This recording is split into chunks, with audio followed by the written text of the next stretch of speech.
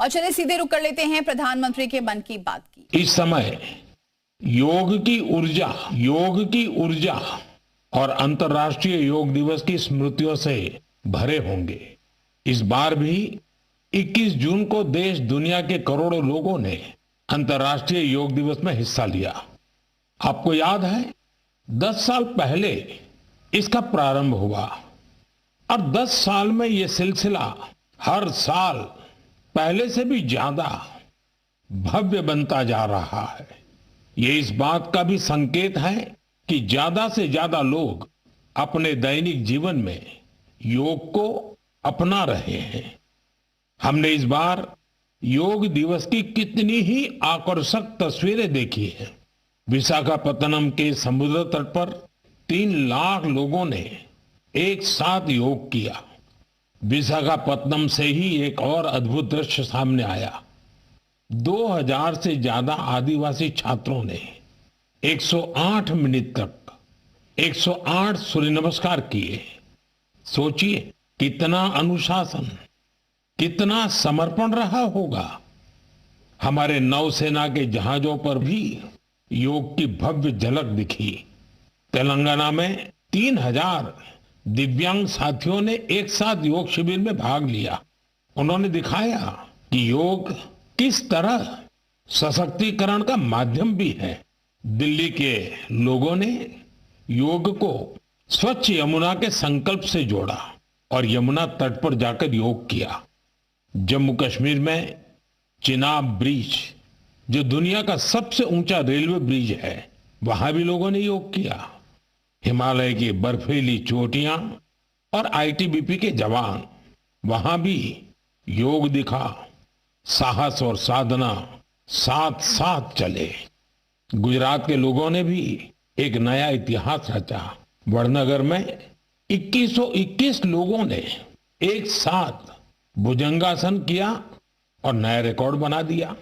New York, London, Tokyo, Paris, दुनिया के हर बड़े शहर से योग की तस्वीरें आई और हर तस्वीर में एक बात खास रही, शांति, स्थिरता और संतुलन। इस बार की थीम भी बहुत विशेष थी, yoga for one earth one health, यानी एक पृथ्वी एक स्वास्थ्य। ये सिर्फ एक नारा नहीं है, एक दिशा है जो हमें वसुधैव कुटुंबकम का एहसास कराती है। मुझे विश्वास है इस बार के योग दिवस की भव्यता ज्यादा से ज्यादा लोगों को योग को अपनाने के लिए जरूर प्रेरित करेगी। मेरे प्यारे देशवासियों, जब कोई तीर्थ यात्रा पर निकलता है तो एक ही भाव सबसे पहले मन में आता है, चलो बुलावा आया है। यही भाव हमारे धार्मिक यात्राओं की आत्मा है। ये यात्राएं शरीर के अनुशासन का, मन की शुद्धि का, आपसी प्रेम और भाईचारे का, प्रभु से जुड़ने का माध्यम है। इनके अलावा इन यात्राओं का एक और बड़ा पक्ष होता है। ये धार्मिक यात्राएं सेवा के अवसरों का एक महाअनुष्ठान भी होती हैं। जब कोई भी यात्रा होती है तो जितने लोग यात्रा पर जाते हैं उससे ज्यादा लोग तीर्थ यात्रियों की सेवा के काम में जुटते हैं। जगह जगह भंडारे और लंगर लगते हैं। लोग सड़कों के किनारे प्याऊ लगवाते हैं। सेवा भाव से ही मेडिकल कैंप और सुविधाओं की व्यवस्था की जाती है। कितने ही लोग अपने खर्च से तीर्थ यात्रियों के लिए धर्मशालाओं की और रहने की व्यवस्था करते हैं। साथियों, लंबे समय के बाद कैलाश मानसरोवर यात्रा का फिर से शुभारंभ हुआ है। कैलाश मानसरोवर यानी भगवान शिव का धाम। हिंदू, बौद्ध, जैन हर परंपरा में कैलाश को श्रद्धा और भक्ति का केंद्र माना गया है। साथियों, 3 जुलाई से पवित्र अमरनाथ यात्रा शुरू होने जा रही है और सावन का पवित्र महीना भी कुछ ही दिन दूर है। अभी कुछ दिन पहले हमने भगवान जगन्नाथ जी की रथ यात्रा भी देखी है। उड़ीसा हो, गुजरात हो या देश का कोई और कोना, लाखों श्रद्धालु इस यात्रा में शामिल होते हैं। उत्तर से दक्षिण, पूरब से पश्चिम, ये यात्राएं एक भारत श्रेष्ठ भारत के भाव का प्रतिबिंब है। जब हम श्रद्धा भाव से, पूरे समर्पण से और पूरे अनुशासन से अपनी धार्मिक यात्रा संपन्न करते हैं तो उसका फल भी मिलता है। मैं यात्राओं पर जा रहे सभी सौभाग्यशाली श्रद्धालुओं को अपनी शुभकामनाएं देता हूं। जो लोग सेवा भावना से इन यात्राओं को सफल और सुरक्षित बनाने में जुटे हैं, उन्हें भी साधुवाद देता हूं। मेरे प्यारे देशवासियों, अब मैं आपको देश की दो ऐसी उपलब्धियों के बारे में बताना चाहता हूं जो आपको गर्व से भर देंगी। इन उपलब्धियों की चर्चा वैश्विक संस्थाएं कर रही हैं। WHO यानी विश्व स्वास्थ्य संगठन और ILO यानी इंटरनेशनल लेबर ऑर्गेनाइजेशन ने देश की इन उपलब्धियों की भरपूर सराहना की है। पहली उपलब्धि तो हमारे स्वास्थ्य से जुड़ी है। आप में से बहुत से लोगों ने आंखों की एक बीमारी के बारे में सुना होगा, ट्रैकोमा। ये बीमारी बैक्टीरिया से फैलती है। एक समय था जब ये बीमारी देश के कई हिस्सों में आम थी। ध्यान नहीं दिया जाए तो इस बीमारी से धीरे धीरे आंखों की रोशनी तक चली जाती थी। हमने संकल्प लिया कि ट्रैकोमा को जड़ से खत्म करेंगे और मुझे आपको ये बताते हुए बहुत खुशी है कि विश्व स्वास्थ्य संगठन यानी WHO ने भारत को ट्रैकोमा फ्री घोषित कर दिया है। अब भारत ट्रैकोमा मुक्त देश बन चुका है। ये उन लाखों लोगों की मेहनत का फल है जिन्होंने बिना थके, बिना रुके इस बीमारी से लड़ाई लड़ी। ये सफलता हमारे हेल्थ वर्कर्स की है। स्वच्छ भारत अभियान से भी इसे मिटाने में बड़ी मदद मिली। जल जीवन मिशन का भी इस सफलता में बड़ा योगदान रहा। आज जब घर घर नल से साफ पानी पहुंच रहा है तो ऐसी बीमारियों का खतरा कम हो गया है। विश्व स्वास्थ्य संगठन WHO ने भी इस बात की सराहना की है कि भारत ने बीमारी से निपटने के साथ साथ उसके मूल कारणों को भी दूर किया है।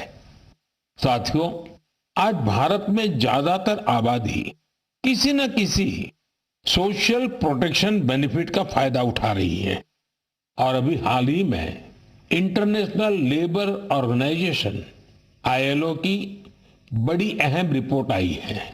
इस रिपोर्ट में कहा गया है कि भारत की 64%, 64% से ज्यादा आबादी को अब कोई न कोई सोशल प्रोटेक्शन बेनिफिट जरूर मिल रहा है। सामाजिक सुरक्षा ये दुनिया की सबसे बड़ी कवरेज में से एक है। आज देश के लगभग 95 करोड़ 95 करोड़ लोग किसी ना किसी सोशल सिक्योरिटी योजना का लाभ पा रहे हैं, जबकि 2015 तक 25 करोड़ से भी कम लोगों तक सरकारी योजनाएं पहुंच पाती थी। साथियों, भारत में स्वास्थ्य से लेकर सामाजिक सुरक्षा तक हर क्षेत्र में देश सैचुरेशन की भावना से आगे बढ़ रहा है। ये सामाजिक न्याय की भी उत्तम तस्वीर है। इन सफलताओं ने एक विश्वास जगाया है कि आने वाला समय और बेहतर होगा। हर कदम पर भारत और भी सशक्त होगा। मेरे प्यारे देशवासियों, जन भागीदारी की शक्ति से बड़े बड़े संकटों का मुकाबला किया जा सकता है। मैं आपको एक ऑडियो सुनाता हूं। इस ऑडियो में आपको उस संकट की भयावहता का अंदाजा लगेगा। वो संकट कितना बड़ा था, पहले वो सुनिए, समझिए। आखिर ये जो जुल्म हुआ 2 साल तक, जुल्म तो 5-7 साल से शुरू हो गया था, मगर वो शिखर पर पहुंच गया है 2 साल में, जब इमरजेंसी लोगों पर ठोक दी और अमानुषी बर्ताव लोगों के साथ किया गया। लोगों के स्वतंत्रता के हक छीन लिए गए, अखबारों को कोई स्वतंत्रता न रही, न्यायालय बिल्कुल निर्बल बना दिए गए और जिस ढंग से 1 लाख से ज्यादा लोगों को जेल में बंद कर दिए और फिर अपने मनमानी राज की ओर से होती रही, उसकी मिसाल दुनिया के इतिहास में भी मिलना मुश्किल है। साथियों, ये आवाज देश के पूर्व प्रधानमंत्री श्रीमान मोरारजी भाई देसाई की है। उन्होंने संक्षेप में लेकिन बहुत ही स्पष्ट तरीके से इमरजेंसी के बारे में बताया। आप कल्पना कर सकते हैं वो दौर कैसा था। इमरजेंसी लगाने वालों ने ना सिर्फ हमारे संविधान की हत्या की, बल्कि उनका इरादा न्यायपालिका को भी अपना गुलाम बनाए रखने का था। इस दौरान लोगों को बड़े पैमाने पर प्रताड़ित किया गया था। इसके ऐसे अनेक उदाहरण हैं जिन्हें कभी भी भुलाया नहीं जा सकता। जॉर्ज फर्नांडिस साहब को जंजीरों में बांधा गया था। अनेक लोगों को कठोर यातनाएं दी गई। मिसा के तहत किसी को भी ऐसे ही गिरफ्तार कर लिया जाता था। स्टूडेंट्स को भी परेशान किया गया।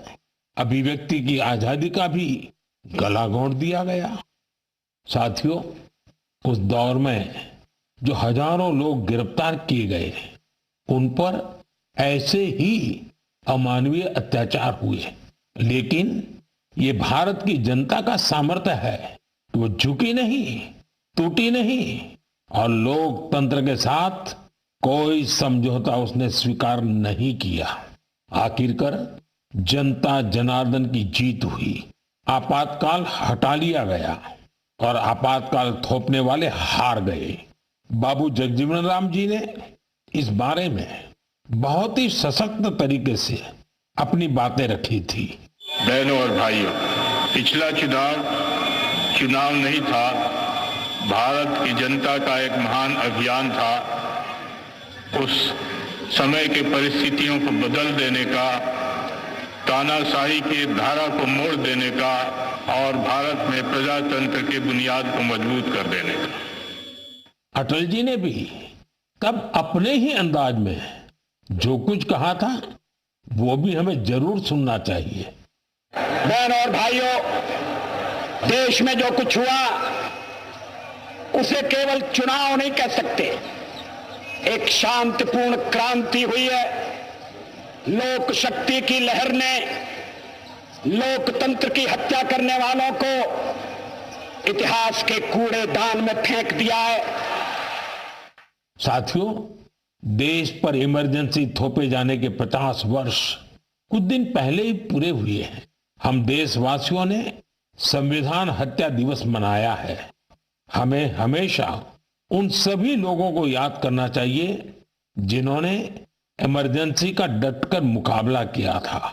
इससे हमें अपने संविधान को सशक्त बनाए रखने के लिए निरंतर सजग रहने की प्रेरणा मिलती है। मेरे प्यारे देशवासियों, आप एक तस्वीर की कल्पना कीजिए। सुबह की धूप पहाड़ियों को छू रही है। धीरे धीरे उजाला मैदानों की ओर बढ़ रहा है और उसी रोशनी के साथ बढ़ रही है फुटबॉल प्रेमियों की टोली। सीटी बजती है और कुछ ही पलों में मैदान तालियों और नारों से गूंज उठता है। हर पास, हर गोल के साथ लोगों का उत्साह बढ़ रहा है। आप सोच रहे होंगे कि कौन सी खूबसूरत दुनिया है।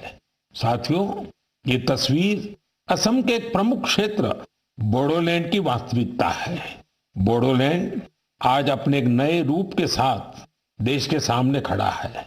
यहाँ के युवा जो आत्मविश्वास है वो फुटबॉल के मैदान में सबसे ज्यादा दिखता है। बोडो टेरिटोरियल एरिया में बोडोलैंड कैंप कप का आयोजन हो रहा है। ये सिर्फ एक टूर्नामेंट नहीं है, ये एकता और उम्मीद का उत्सव बन गया है। 3,700 से ज्यादा टीमें, करीब 70,000 खिलाड़ी और उनमें भी बड़ी संख्या में हमारी बेटियों की भागीदारी। ये आंकड़े बोडोलैंड में बड़े बदलाव की गाथा सुना रहे हैं। बोडोलैंड अब देश के खेल नक्शे पर, स्पोर्ट्स के मैप पर अपनी चमक और बढ़ा रहा है। साथियों, एक समय था जब संघर्ष ही यहाँ की पहचान थी। तब यहाँ के युवाओं के लिए रास्ते सीमित थे, लेकिन आज उनकी आंखों में नए सपने हैं और दिलों में आत्मनिर्भरता का हौसला है। यहाँ से निकले फुटबॉल खिलाड़ी अब बड़े स्तर पर अपनी पहचान बना रहे हैं।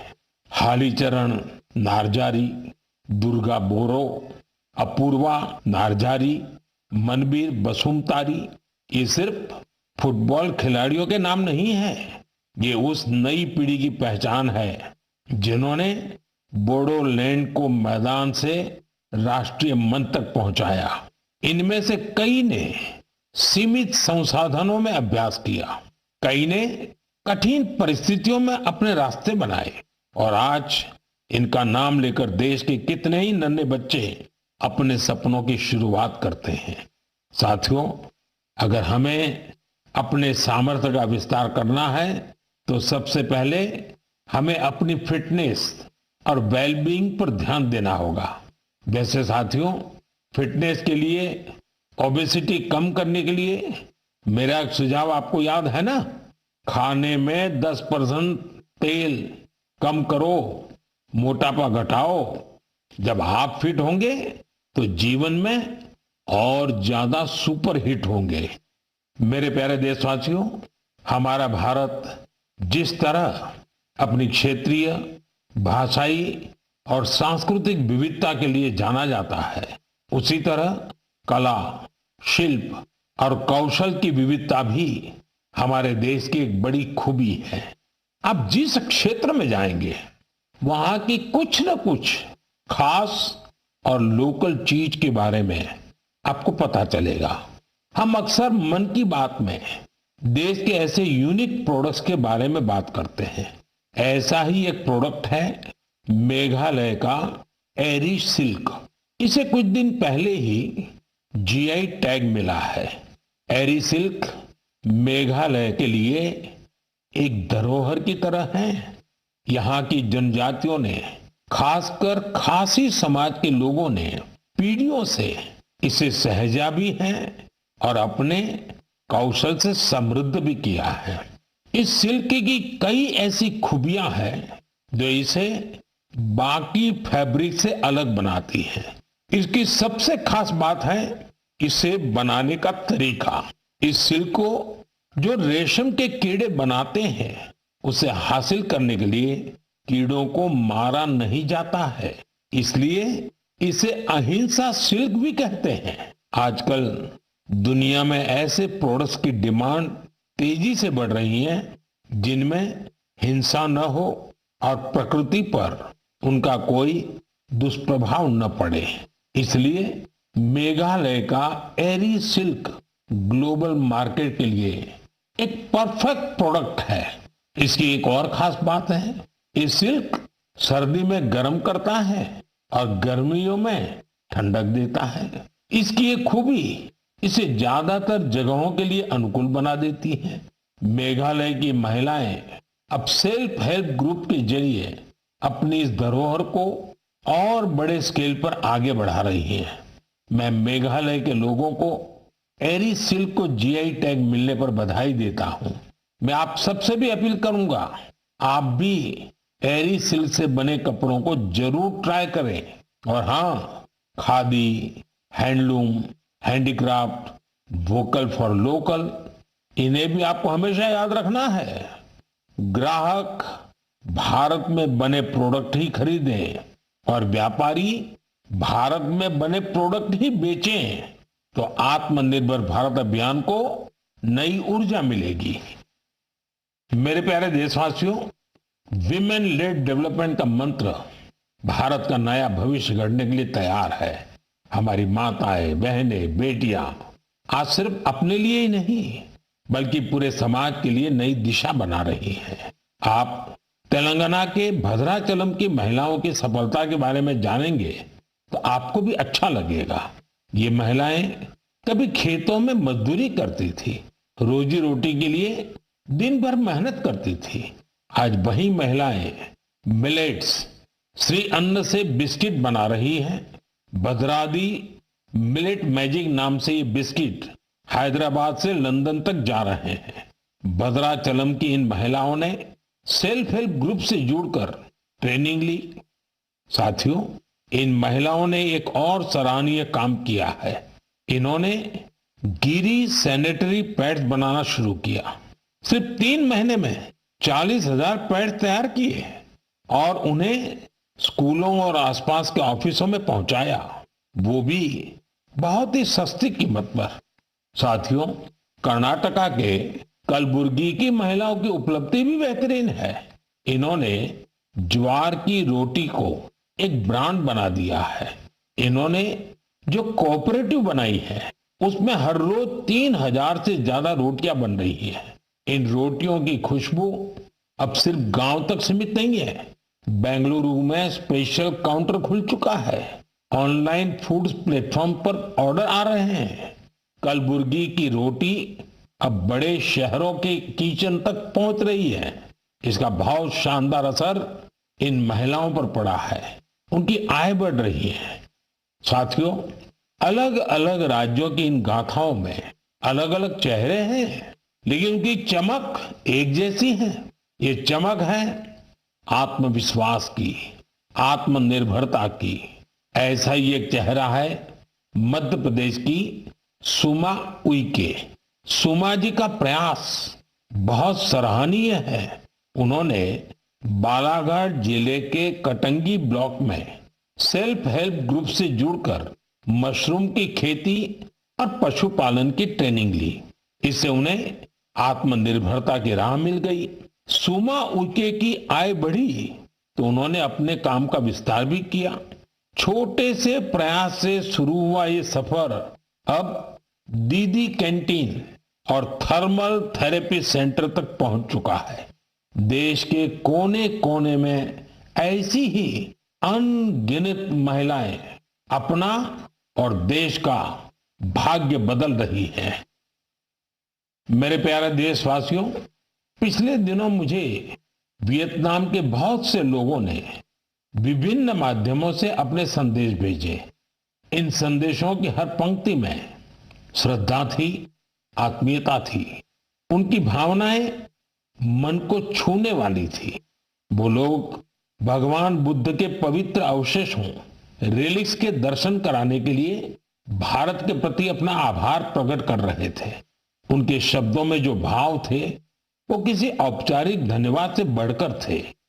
साथियों, मूल रूप से भगवान बुद्ध के इन पवित्र अवशेषों की खोज आंध्र प्रदेश में पालनाडु जिले के नागार्जुन कोंडा में हुई थी।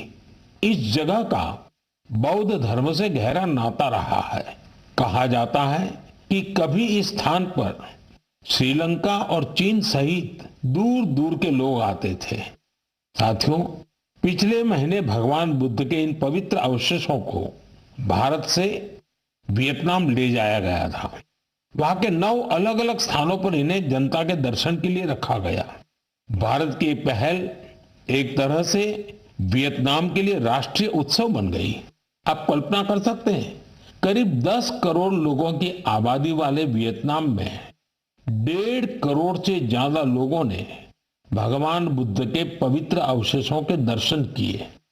सोशल मीडिया पर जो तस्वीरें और वीडियो मैंने देखे, उन्होंने ये एहसास कराया कि श्रद्धा की कोई सीमा नहीं होती।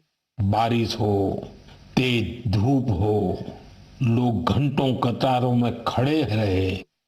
बच्चे, बुजुर्ग, दिव्यांगजन सभी भाव विभोर थे। वियतनाम के राष्ट्रपति, उप प्रधानमंत्री, वरिष्ठ मंत्री, हर कोई नतमस्तक था। इस यात्रा के प्रति वहां के लोगों में सम्मान का भाव इतना गहरा था कि वियतनाम सरकार ने इसे 12 दिन के लिए और आगे बढ़ाने का आग्रह किया था और इसे भारत ने सहर्ष स्वीकार कर लिया। साथियों, भगवान बुद्ध के विचारों में वो शक्ति है जो देशों, संस्कृतियों और लोगों को एक सूत्र में बांधती है। तो मन की बात आप सुन रहे थे। 123वां एपिसोड था जिसमें प्रधानमंत्री ने तमाम बातें कही है योग से लेकर और साथ ही अपने आप को फिट कैसे रखना है इसको लेकर एक बार फिर से आज उन्होंने टिप भी दिया है।